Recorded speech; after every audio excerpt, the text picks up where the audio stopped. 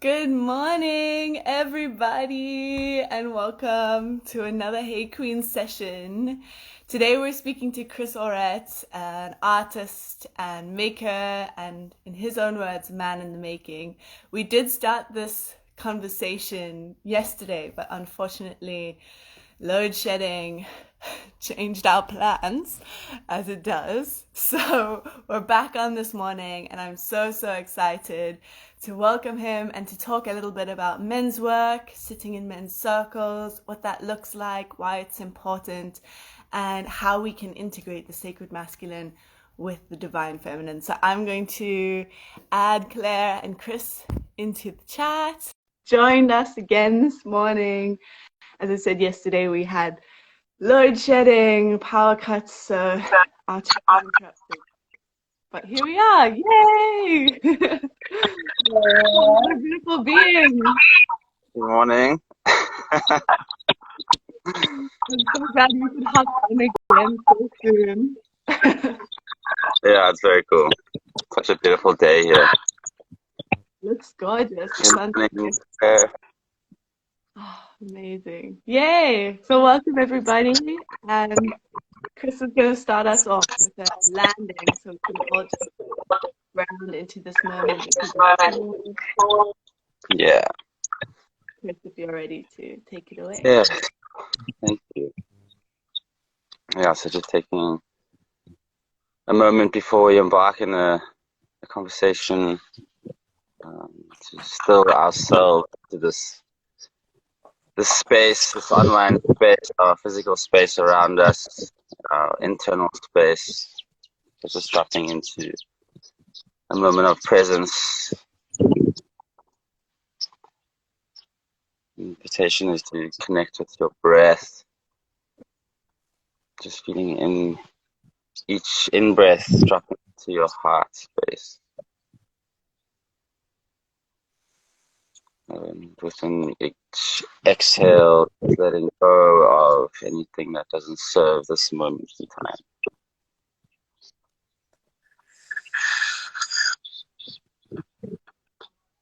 At the same time, acknowledging anything within that heart space that is present for you without any need to judge it or to name it, simply letting it sit there, being able to observe it from a nurturing space.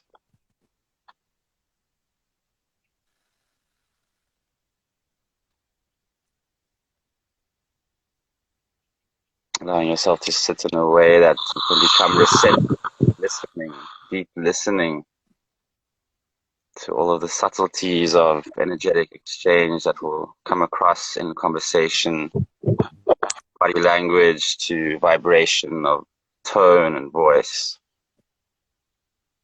the subtleties of emotion expressed, maybe any triggers or waves of inspiration that may come up through this conversation. Being able to tune into this body, this tool for intuition, deep listening. I can invite you all to just take 3 very deep breaths, deep into your belly, filling the lungs, filling the throat.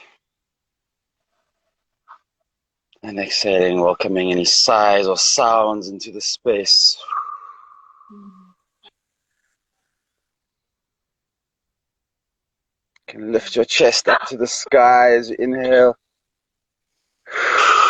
Just sink down into your body as you exhale. Last breath. Welcoming the sun, this brand new day, the morning. As you arrive, you can begin to open your eyes and remain here for the rest of this little period of time together.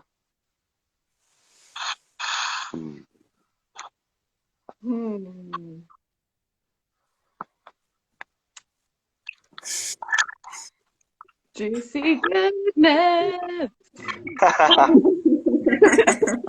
That's the forest coming in there, I think. This forest, crispy winter morning, sunlight, freshness. Yeah. Oh, yes. It looks super crisp. Super crisp. It's Yeah. very blessed. Yeah, I'm very blessed. So I know that we began this conversation yesterday. For those who weren't able to tune in, if you could begin by sharing a little bit about your journey into men's work and what has brought you to this moment where you are now. Yeah, I think I'd love to just acknowledge both of you first and just say thank you so much for having me here. It's been a very beautiful reflection of where I'm at within my journey as a man, and I think the work that I've been putting into myself to be invited on a platform such as this to speak on a topic that I feel very new to in so many ways. So yeah, just honoring the both of you in this moment, and gratitude for this invitation to reflect and to be reflected. Yeah, it's been a very profound couple of days with this build up of like, oh my gosh, I'm speaking on this topic for the first time in a very public space. And although it's something that's so close to my heart, that I said yesterday, I still feel like a relatively young man. So I might be speaking specifically to the young men in this conversation, and the boys becoming men, and hopefully offering some insights into my personal journey from a place that's not so informed by books and strong teachers, but a more experiential journey into myself as a man. So yeah, the journey has been 33 years long.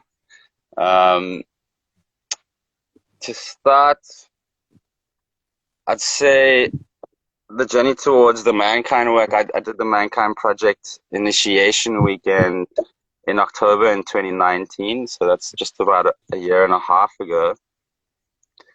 And before that, I can also say that it took me about a year to actually commit to the weekend. I heard about the Mankind Project and can definitely own a lot of fear that came up in hearing about men's circles and hearing about men coming together. I was brought up in a all boys school, and specifically a high school, which I think had many beautiful aspects to it, but also very, very traumatic aspects to it, and specifically my relationship with myself as a being that had quite a effeminate nature in this all boys environment and a very patriarchal kind of structure. I actually struggled to thrive in many ways, to be my full authentic self, because being my full authentic self wasn't easily accepted, and it was very questioned, specifically in the circles of sport and big ego and bravado. And so I kind of left high school very confused and maybe even angry with men in general. I probably would have sided more on the woman and the feminism movements, and I think at one point I literally hated being a man. It was literally just this distinct feeling of like, and I think guilt, actually, so much guilt for like everything that I was seeing around me playing out, and I lacked really good male role models, masculine role models. And when I started hearing about the men's work, it kind of intrigued me, but it also completely threatened that perception, that story that I'd built up for so long, that men are terrible people and there's no hope. To kind of have that feeling of like just hopelessness, and I'm a part of this like thing. And it was through a partner at the time that brought the Mankind Project to me and kept suggesting it as a way to move through things, because I could see how I can see in hindsight now, without the circle that I do weekly, I would have taken so much of my shit into my relationship, and as opposed to having a place to process that. So I think for my partner, it was coming from this place of like, I would really appreciate if you did this work. But that almost pushed me away from it because it felt like I was losing some sort of agency. And then beneath that was just a very gross fear of like what that might look like and what I might have to face in that space. And specifically for me, that was actually big questions around my sexuality, because I had this story since high school of being an effeminate being, and I questioned my sexuality like throughout my whole life, and without a place to find a comfortable space and a safe container to actually explore that confusion. So yeah, I did. I watched Just Men, which is a very profound play slash experience, I would say, by Heinrich. I can't remember his surname now, but a Mankind Project member, and he did this Baxter play where, and I saw, and it was for men to have had trauma just from their childhood. I mean, it's actually not just men. Back to those places we can unpack into a more stable self. I'm just wondering if we've lost Paige. Are you still there, Claire? I'm still here. I'm still here.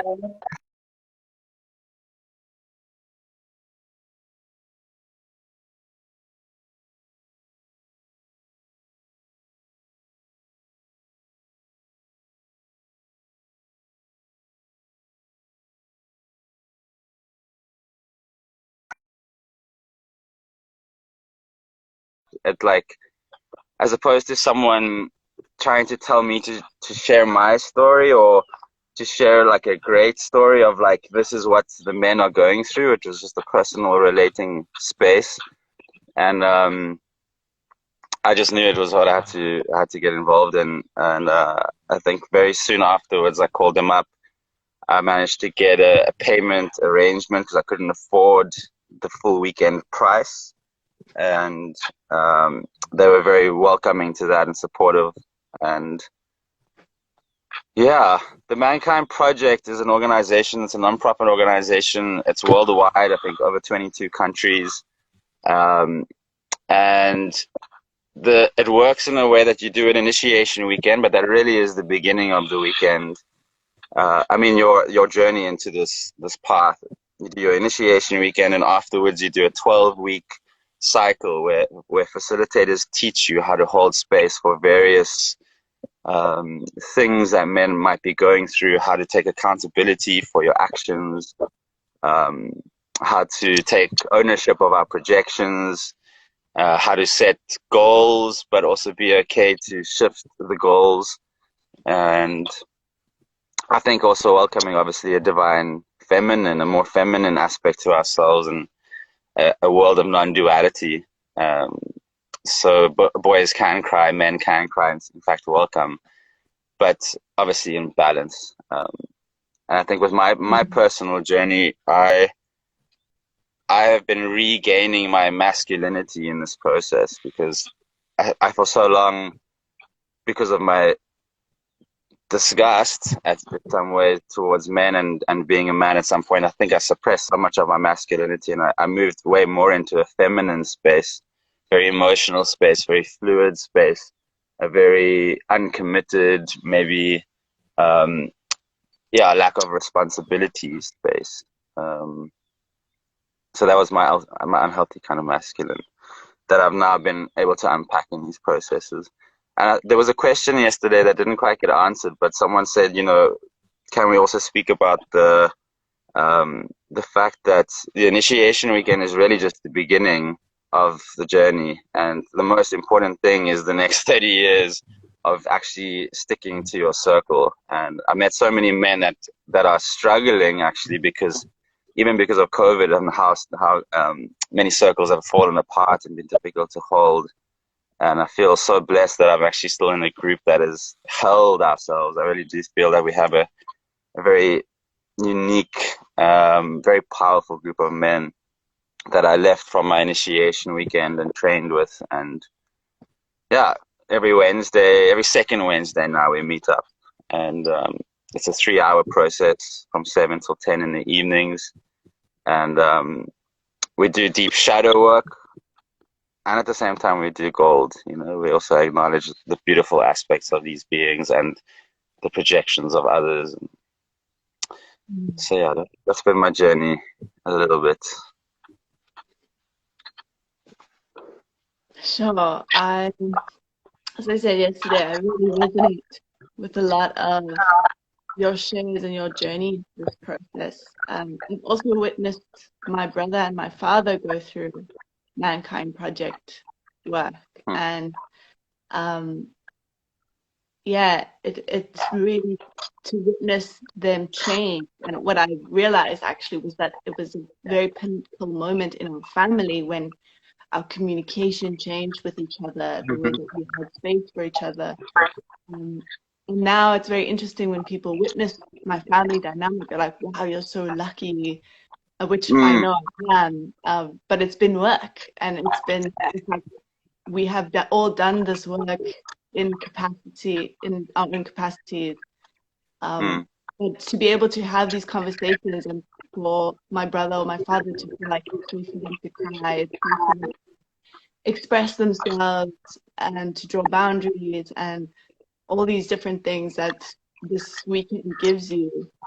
And they were actually the reason that I ended up going and doing my Woman Within weekend, which is for those who don't know, it's a sister organization to Mankind Project. It's also an international volunteer organization. It works in the very same way. They have weekend initiation, and then you have 10-week training afterwards, intensive training, and then circles. And I embarked on that journey because I witnessed the growth that happened in them through evening circles. So to hear your experience of it as well, it's magical. It's really, thank you for sharing. Yeah, such a pleasure. And it's very beautiful. I've never thought about it that way, but I can actually see how the work that I do on myself doesn't necessarily only inspire the men to do the same, but actually women as well. I've definitely seen it in partnership as well. The more I kind of do on myself, the more there's inspiration for that other being. So it's not just, for the masculine or the feminine, it's both. I never really thought about it that way. And likewise, I think with my own father, before the Mankind Project, I definitely projected so much of my issues onto my father. And I was just like, I am because of the way he was, and he needs to change before I can change, and he needs to own his shit before I can own my shit. And it was such a profound teaching in the weekend to witness and to realize that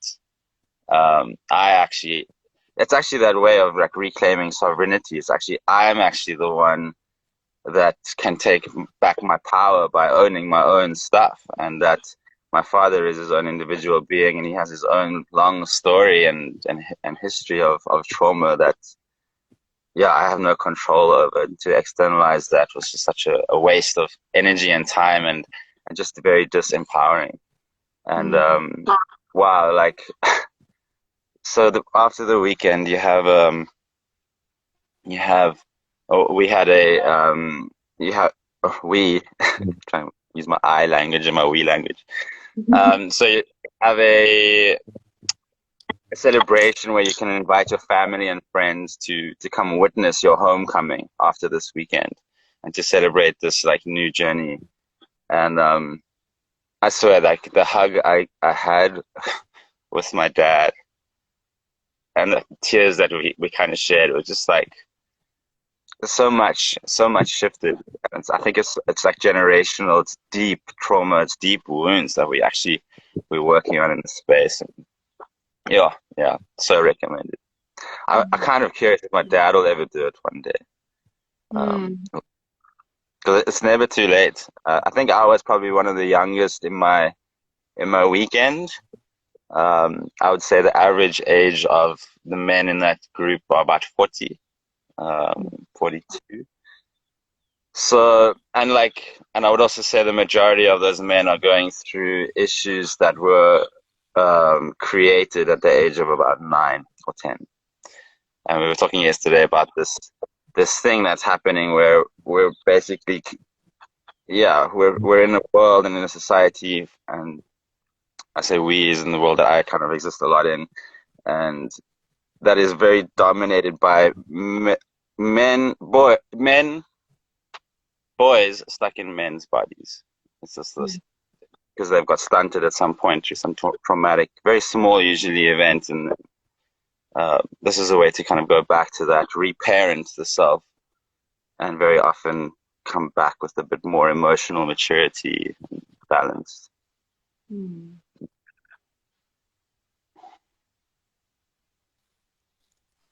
Yeah, that's beautiful, Chris. I love how you are touching on sovereignty, on reparenting, and how important it is for a father to say to his son, I love you, because I have heard stories where some men go through their entire lives without hearing from their father, I love you.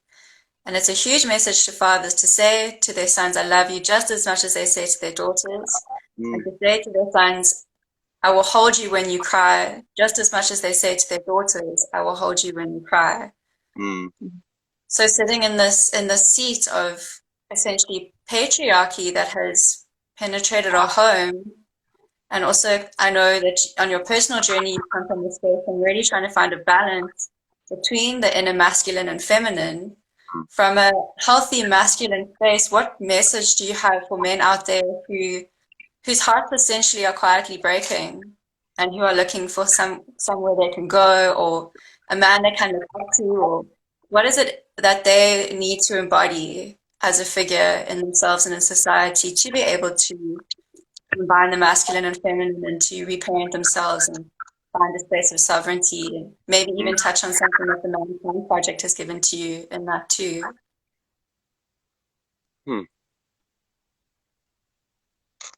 Yeah, I feel what's coming to me now is and what's helped me along my journey is to have to first maybe embody some very deep compassion for the self and for others, to embark on this journey from that place, because I think in stepping towards the shadow, so much can kind of come up. And so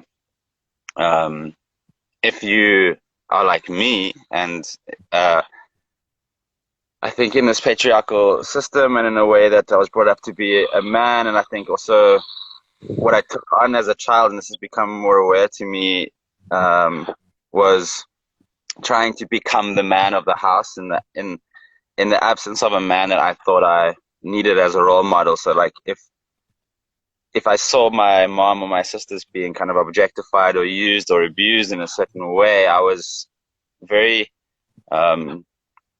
I took that on in many ways, and I think I can see how that's now followed through into my relationships or partnerships, where I'm doing so much always for the other being. I'm trying to be the perfect man or the perfect boy or the perfect partner. And when I get shown a reflection of something that's not perfect, I tend to get quite guilty and shameful.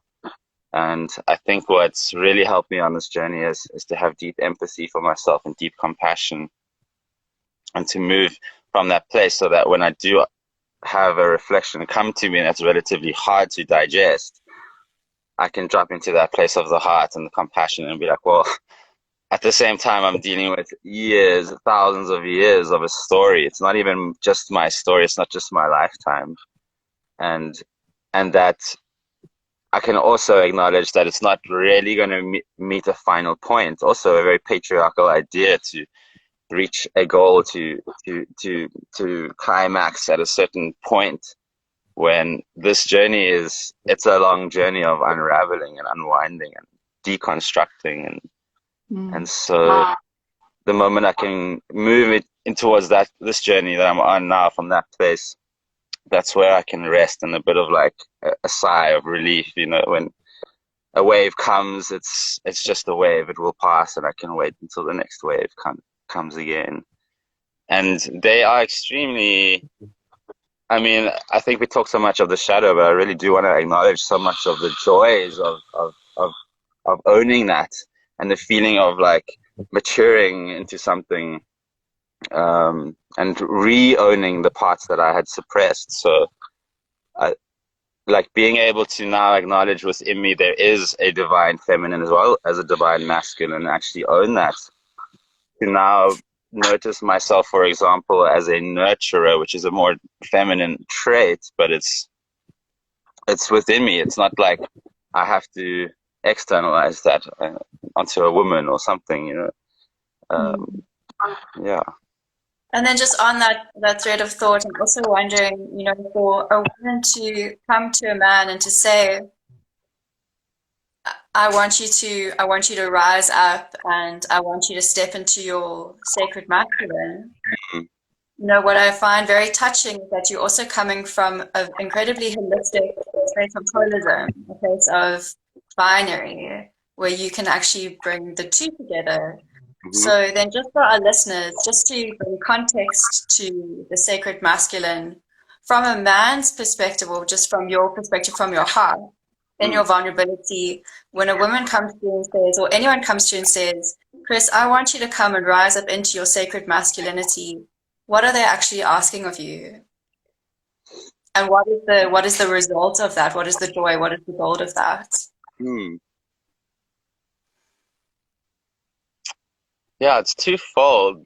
I'm kind of curious in this moment as to also how it works when someone comes to you and says, I need you to rise in this way, if that person is actually needing to rise with that attribute within themselves, because it feels like it is also like, you know, I need you. It's like, what? Why do you need me? It's just even that sentence. Like, so in some way, I kind of feel like it's an embodied practice, and like as soon as someone says, I need you to do something, it's often met with resistance, because I feel now quite pressured into doing something. And I feel the best way that a partner or a person could do that is by trying to embody that thing that they need. So I don't know. I guess when I've been in partnerships where my partner has taken it upon themselves to do the work on themselves and not to like need something from me, I'm often inspired to do that. So I'm actually inspired to be like, okay, yeah, you're doing thing. I need to go do my thing now. And it's a I need as opposed to like you need me to. So I don't know. That's an interesting one that came through now. It's just trying to.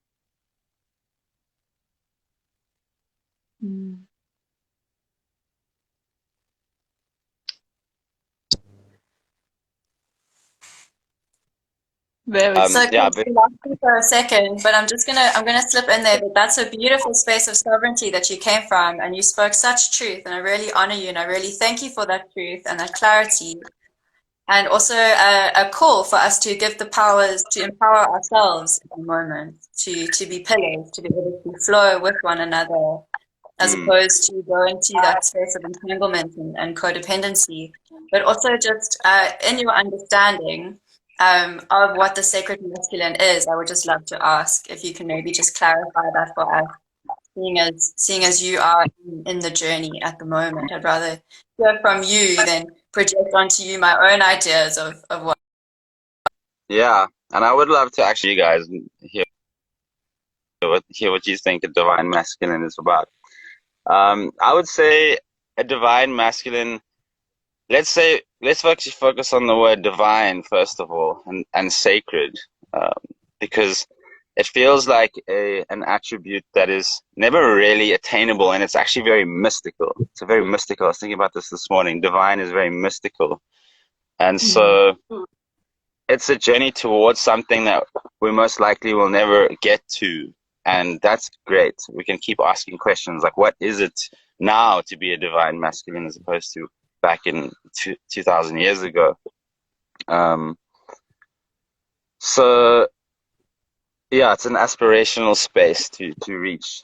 I think for me, divine masculine is is an acknowledgement of all the different parts of masculine energy within myself that exist. So within the mankind work, we work with the 4 archetypes of the lover and the king and the warrior and the magician.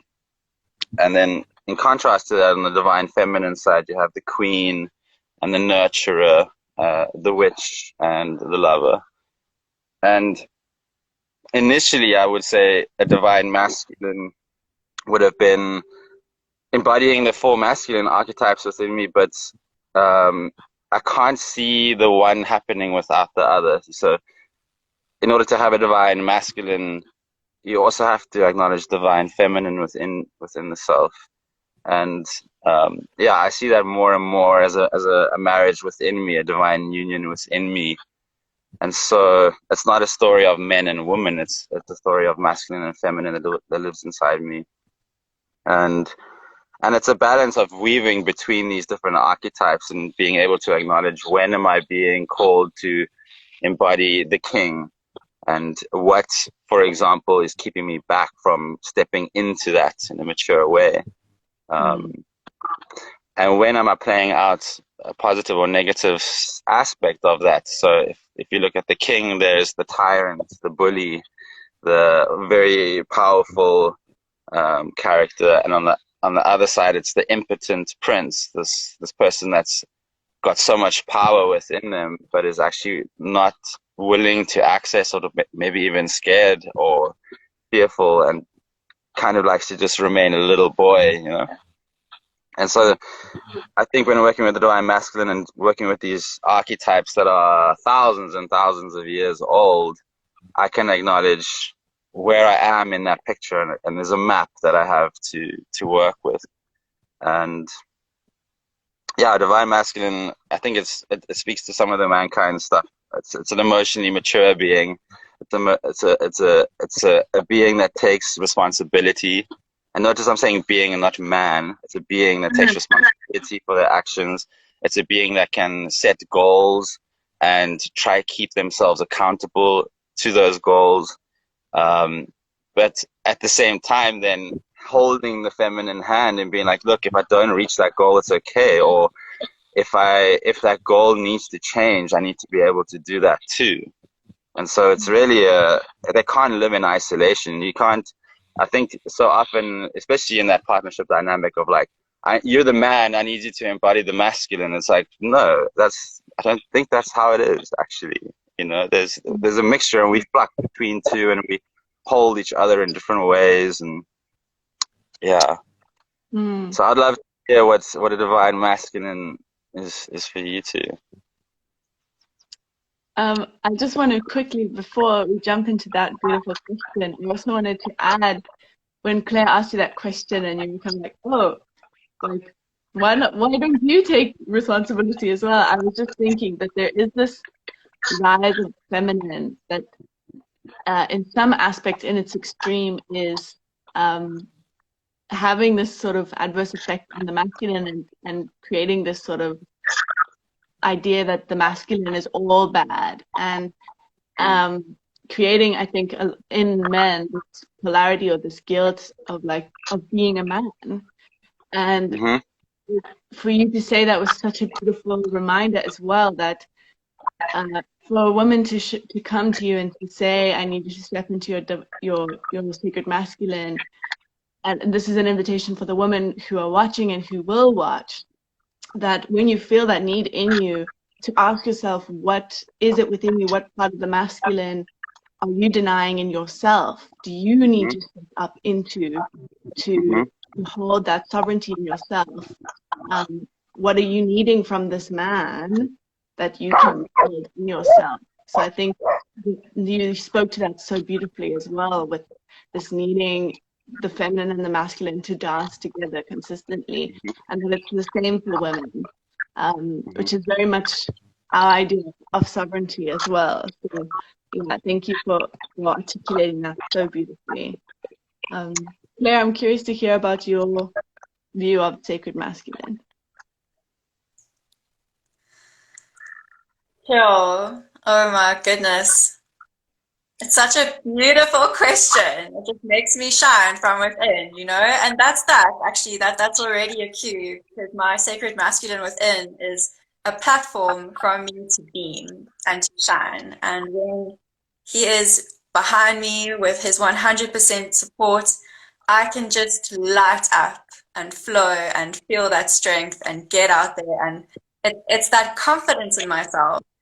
So with that confidence and that maturity that you speak of, I also see it as showing up as being accountable, being responsible, being present, being clear, being there, and taking care of the family, showing up, engaging when times are hard, when times are tough, taking that family under your wing and holding them and seeing them and looking them right in the eye and saying, I'm here, I love you, and I've got this, I've got you, and we've got this together. And it's beautiful. I also feel it's a beautiful masculine trait to have that deep desire to provide and for me, what that provision really is safety and security. It's saying I'm providing the safe and secure space for you to exist, for us to coexist from a space of love. And for that too, for me, a big one is the heart opener, is for men to be doing the heart work, to really drop into their hearts, so that a man in his sacred masculine can open up his heart and be vulnerable with me and speak to me in what is like the crisp day that Chris is sitting in right now, to speak his truth in this crisp way that then I can just melt in that and soften in that as the feminine, and bring in that flow and creativity and bliss and beauty and surrender and all those things, and then we can go into that magical weaving with one another. And you know, on the other side of that, there's the toxic masculine and the toxic feminine, which I also have in myself, the toxic masculine. I mean, it comes out, it really does, but it really takes a lot of clarity to identify that in my own form with my physical feminine form, and be like, oh, actually, that's my toxic masculine playing out. That's so interesting. Like, I actually wasn't present, even with a man. Like, I actually wasn't present with him. I was actually, I was pushing some buttons for fun, but you know, I thought I was just playing. But in the meantime, I'm actually being a bully, like you were saying with the tyrant and the king, you know. And that's probably my inner masculine really wanting to be able to show himself and saying, I'm here, but I need to be listening more to the side of him that is here and is being patient with me and that is holding me, and that doesn't make me run into strange power dynamics like that. It doesn't happen all too often, but when it happens, you know, like I take notes, I reflect back and I'm like, wow, that happened. So interesting. Yeah, and I'd love to pass it on over to Paige now. Yeah, I really resonate with these things. What I find is so beautiful about talking about these archetypes is that they're so specific to each person, that it will look different for each of us in certain ways. But when I think about what you said, Chris, about how we live in a world of boys who are in men's bodies, and I think about what that looks like, I can very clearly then construct an image of what sacred masculine or healthy masculine looks like for me, whereas a boy reacts rather than responds. Yes. A boy or a girl. Yes. That being who has not yet matured into their sacredness or their sovereignty is unable to take accountability for their actions and finds excuses or finds ways of deflecting and avoiding, and projects often without even realizing that their experience onto someone else. They judge, they are, when they're listening, they're hearing their own story or already thinking about how they're going to answer or what they want to, what part of them they want to be heard, rather than being present with this person who's sharing, who is asking to be listened to and heard. so many different things, but when I think about that, it's really a big part of it, as you said, was accountability for self, and like is also, can I hold myself through tough emotions? Can I take responsibility when I fuck up and say, I own this and I'm going to do the work? And can I also hold other people accountable with presence and with mindfulness and with love? Can I take a moment to have a pause, to breathe and process something? Do I spend time with myself and listen to myself? Yeah, and I think as well, I love this play of, there is an element, if you think about it in myself, that I have so often lent towards the feminine because it's a safe space for me. And I spoke yesterday a little bit about the mistrust that I've had with men that I realized in myself made me suppress my own masculinity, which means that in times I'm afraid to take action. I don't speak up for myself. And all those things are so crucial for me to be in my sacred feminine as well. So I love that you created that. There's a duality, but it's a union. And it's so critical. And I think as we're speaking about the sacred masculine, it's just such a beautiful reflection as well of the sacred feminine, that they can't be separated in conversation. Yeah, and I'm just going to quickly touch in on what you said there. It's exactly what I was feeling, was that neither of us actually define distinctly masculine archetype qualities for the sacred masculine. We both brought in a very beautiful weave of both being a requirement, which essentially I think for me right now is the requirement is really just to show up in all of our parts. We're asking each other to really, as humans, as human beings, with big open hearts, to really just show up with all of our parts in a moment. No matter how scary it may be. And maybe that request is even coming from that place I was speaking of earlier, of where if you do embark on that journey, it's inspiration for me. I did a medicine journey once where specifically I had this moment of feeling like everyone was watching me wake up, and it was like this bigger waking up of like, and we're all quite excited, like, oh my gosh, he's about to wake up. This is this big moment. He's going to be like enlightened.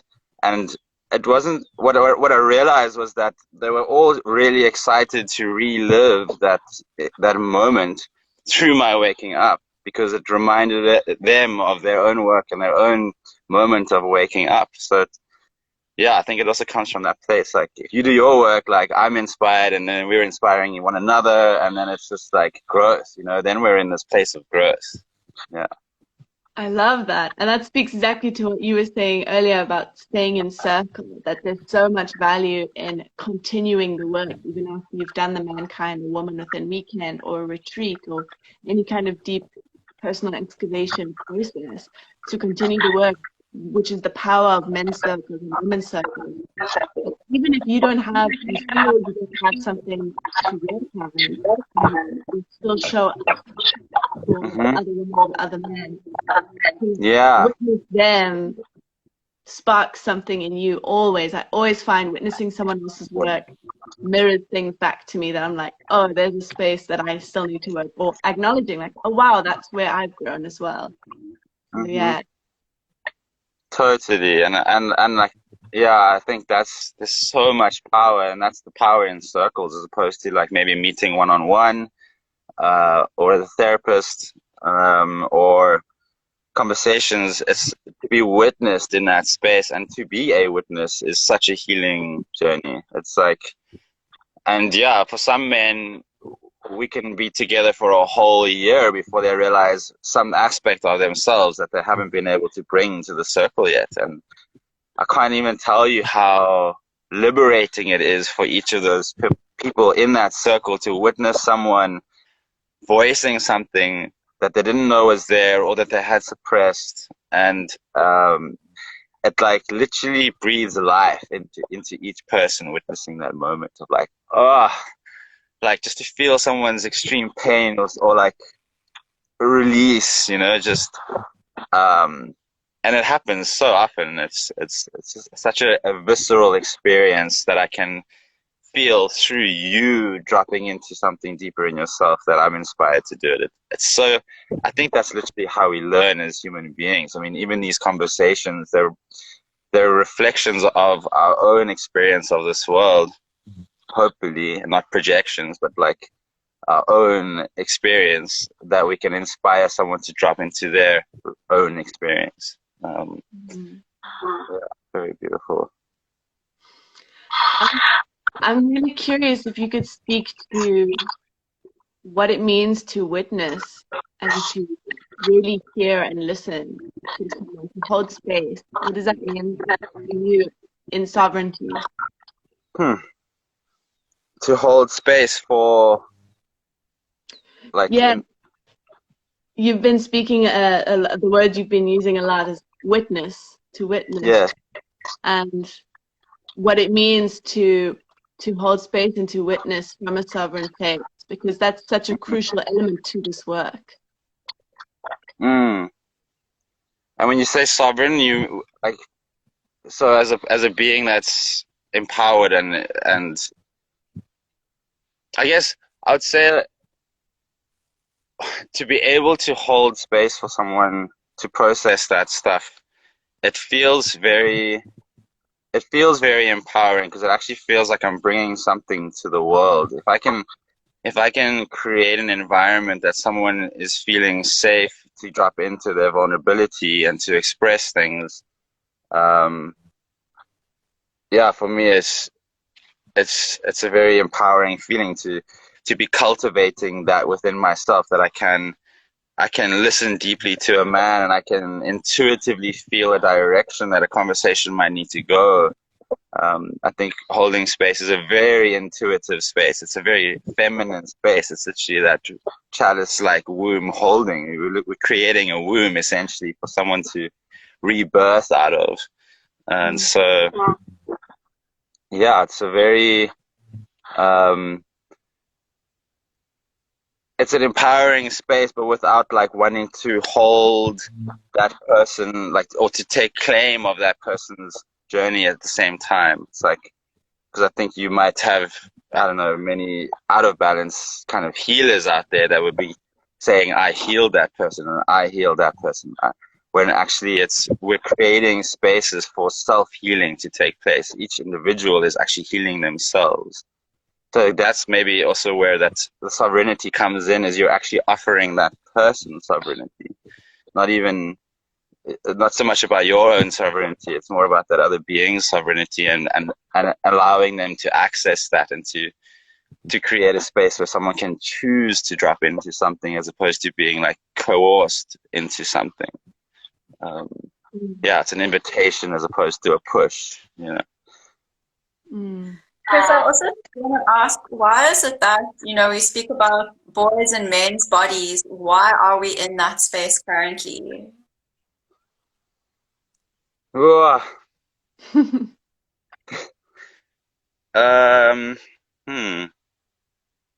I'd say, I wonder what happened. I mean, it's the patriarchal system that created absent fathers that were not able to hold their own emotions.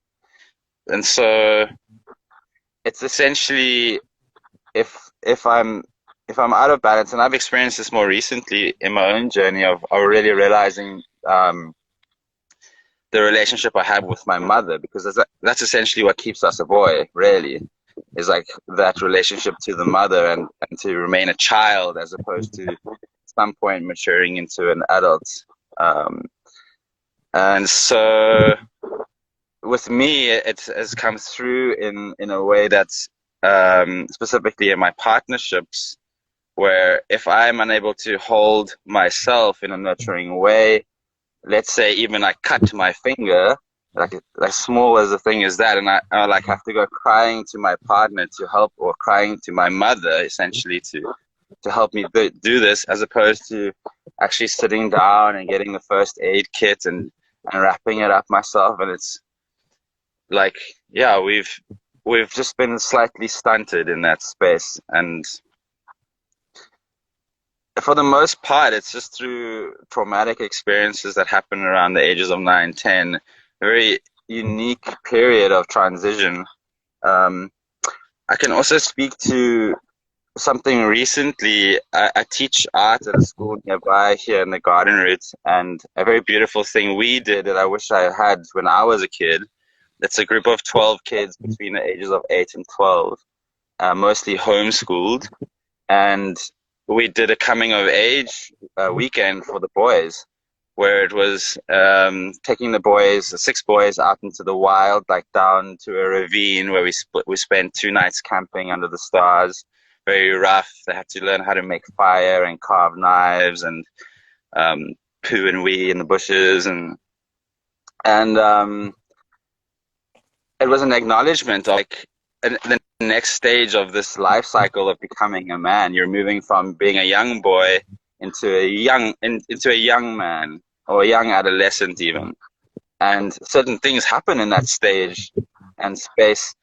And if we're not creating the containers to have these conversations of like, what are you feeling now? Like, you know, when a boy is all of a sudden feeling attracted to a girl or another boy, for that matter, how do we create spaces for that, those conversations to happen safely? And yeah, I think because of that, like, we've just been stunted slightly, specifically in the Western societies that don't really have many initiations. I felt like literally my Mankind Project weekend itself was my actual initiation into manhood. Before that, I existed in a culture that wasn't at all acknowledging that. You know, we have an 18th birthday, 21st are celebrated, but there's no correlation. I think women have it a little bit differently because their physical bodies express some. I mean, we have it as well, but it's more expressive. You know, a menstruation cycle is very visible as like, I have matured into a certain way, and it's maybe slightly not easier to hold, but like it's more of a, I don't know, it's more present. Whereas for the men, it's, I don't know, maybe in the patriarchal way, it's always been made it's an individual journey. It's like, you've got to learn this on your own, or hold it on your own, and yeah, it just never materializes. So, but specifically, I would say it's definitely that relationship to the mother, and like, for example, not taking responsibility and always being able to go to someone or something to help, to not take accountability. Yeah, all of these things.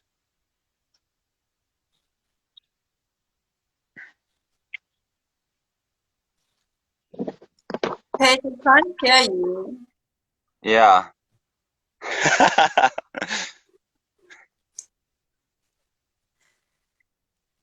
Nothing. We got nothing yet. Oh my goodness. Thanks for noticing. It's so amazing. I just wanted to add to that, to the question of why do we have so many boys in men's bodies? It's very much what you were speaking about earlier around the pressures that are put on men and boys in society around. You can't cry, you can't, there's certain ways that you have to perform your masculinity, and certain ways that you're not allowed to, that I think stunts boys from exploring themselves in a deeper way, and stunts them from being able to express and discover different aspects of themselves, discover their feminine side. And I think in some ways that there's also a lot of girls walking around in women's bodies that are not being invited to explore their masculine. I think more so nowadays, but I think there is still very much that idea that we see patriarchal perpetuated in women as well, and that there's responsibility that needs to be taken there too, for like we've had to adjust to a patriarchal system where we also like push and are very goal oriented, and that there's different expressions of these things. I would even add to that. I don't know if I can, but just like through the objectification of a woman's body, for example, and actually wanting, for example, shaving as opposed to growing your pubic hair. That even being liked like by a male group. It's literally the males want to keep the women as girls as well. They've created a structure in that society to do that. It's crazy. Yeah, it's so interesting. The nuances of the conversation is also like choosing, where choice comes in. There's like aspects of femininity that, where you find extreme feminists who are like, you shouldn't shave, you shouldn't wear makeup, this is all being pushed on you by the patriarchal system, versus, whatever your expression of femininity is equal, and it's welcome and it's valid. And yes. And I think it should be the same for men, that conversation, that there's a spectrum of masculinity, and how do we create space for that, hold space for that. And I'm sure that's what you've experienced. I love that you said the power of sitting in circle and doing group therapy. And I think, as you said, there's this patriarchal and also, I think, Western idea of individualism and individuation. That's like, we have to go through these things alone. But that's a huge part of why, like, Claire and I are having these conversations with people and having them together, that there's so much power in sharing ideas, in witnessing multiple people, in engaging in this way, and having different ideas put into a melting pot. Yeah, it's profound. Very beautiful. Yeah, and it also sounds like, to me, just where the insight is that the feminine seems to have been suppressed and the masculine seems to have been fragmented. So ultimately, in a Western space, we're living in a suppressed and fragmented society, and it's all of our work really to find our humanness and come alive in our hearts, and to share that space with each other, and just to be cognizant of our time, because these things really deserve days and days and days and days and days and days and days and days. But I would just love to ask, what is live in this space right now for you, Chris? I'm feeling so much gratitude. Lots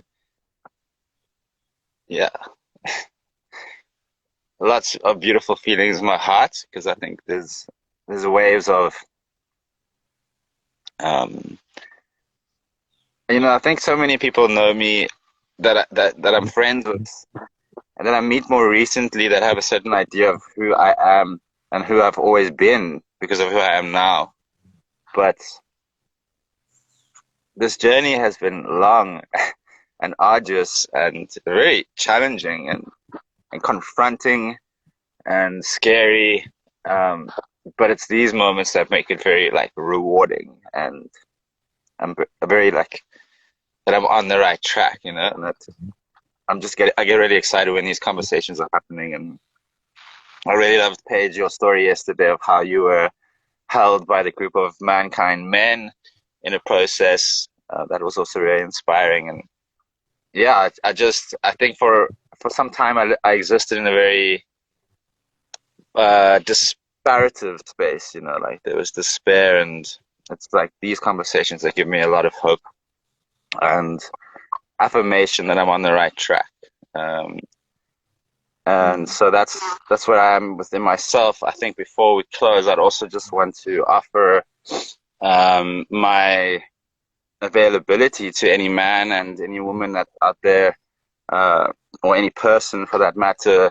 If you're curious about the Mankind Project and this work, I would happily make myself available to you in my capacity, and pass you on to the right places. So if you are interested, you can go to mankindproject.org, and that's a website that is for the, I think it's for the overall Mankind Project worldwide. There is a initiation hopefully happening in August that I know of, and later in the year. Due to COVID, there's been a lot of shifts and changes, and to postpone it quite often. But I hope that this one does happen. And I do know that they are still looking for spaces, and they fill up quite fast. And there's only like 4 initiations a year, normally 2 near Cape Town, 2 near Johannesburg at this stage. And yeah, just incredibly grateful for the 2 of you and the platform, and for making yourselves vulnerable, and for this invitation to be part of this conversation. So feeling warm and good. Yeah. Thank you for sharing yourself and your experience and your growth. It's very vulnerable to jump on to a space where we have strangers watching us and share vulnerable things. So thank you so much for being here and for agreeing to speak about this topic. It's powerful. Such a pleasure. It's a gift. Yeah, thank you so much for taking these first few steps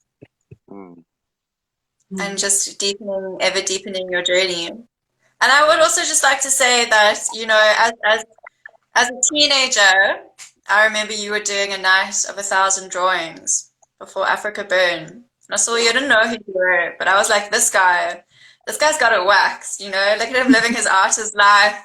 He's so swag. So all the men out there who are looking towards more of their effeminate self, I highly recommend. It's very attractive. Just gonna throw that out there. Express yourselves to your heart's content. Thank you. Much love. Thank you to everyone who tuned in and who watches the recording. And we'll catch you next time. Thanks, guys. Oh, so beautiful. much love. I'm just gonna give that to you. Thank you. Beautiful.